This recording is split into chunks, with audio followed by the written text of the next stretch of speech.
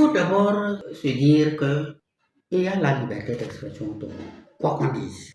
Peut-être que nous mettons cette liberté à un niveau nettement supérieur qui nous fait croire qu'il n'y a pas de liberté parce qu'on aurait souhaité ou qu'on voulait faire telle ou telle chose et que l'autorité ne l'a pas permis.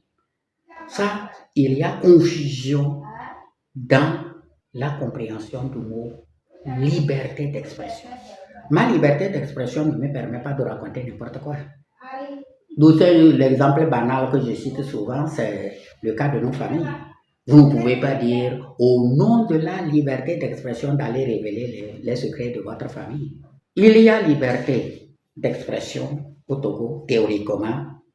Dans la pratique, il y a quelques petits ennuis dus au fait que les journalistes eux-mêmes n'ont pas été bien formés, mais l'autorité réagit quelquefois. Ça se comprend, l'autorité veut se protéger. Personne ne veut être responsable par rapport à ce qui a été fait et qui a été mal interprété ou qui aurait été mal interprété. Pour régler ce problème, il faut vraiment mettre un accent particulier sur la formation des journalistes. Il faut qu'on soit aussi sérieux. On ne doit pas prendre n'importe quel recalé du système éducatif pour être journaliste. Un journaliste, ce n'est pas celui qui sait écrire n'importe quoi. Le journaliste doit avoir un certain niveau de compréhension de la réalité qui se passe sur le terrain, de la réalité internationale, pour pouvoir poser des actes de comparaison qui puissent amener les autres à comprendre.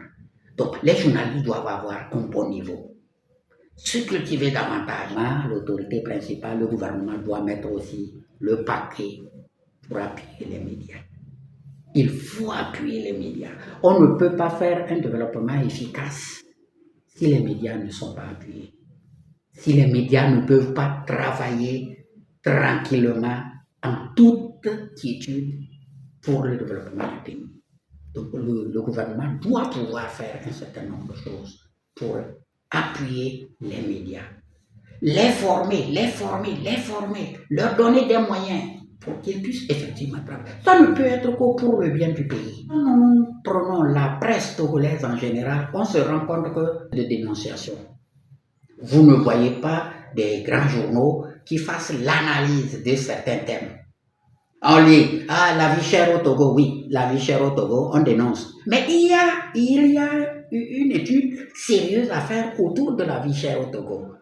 On parle de la démocratie. Il y a une étude sérieuse à faire autour de la démocratie pour amener les gens à comprendre la démocratie. Parce que les gens ont l'impression que c'est les gouvernants seuls qui doivent pratiquer la démocratie. Moi, la démocratie, ça ne me regarde pas. Ah non, ça ne me regarde pas, c'est eux. Mais et moi, qu'est-ce que je fais pour qu'il y ait la démocratie? Donc, il y a tous ces problèmes-là qui se posent. Donc, il y a le problème de la citoyenneté. On dit, on doit porter le casque. Les gens pensent que c'est parce que l'autorité a un intérêt particulier dans le port du casque qu'on veut imposer ça. Mais qui meurt quand vous tombez? Mais qui est mort? C'est vous qui êtes mort.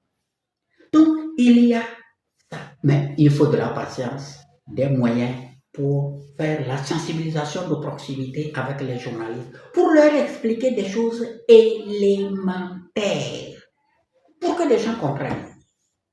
Donc, je pense qu'il y a du boulot et les médias qui ont une certaine expérience pour amener les autres à comprendre certaines réalités.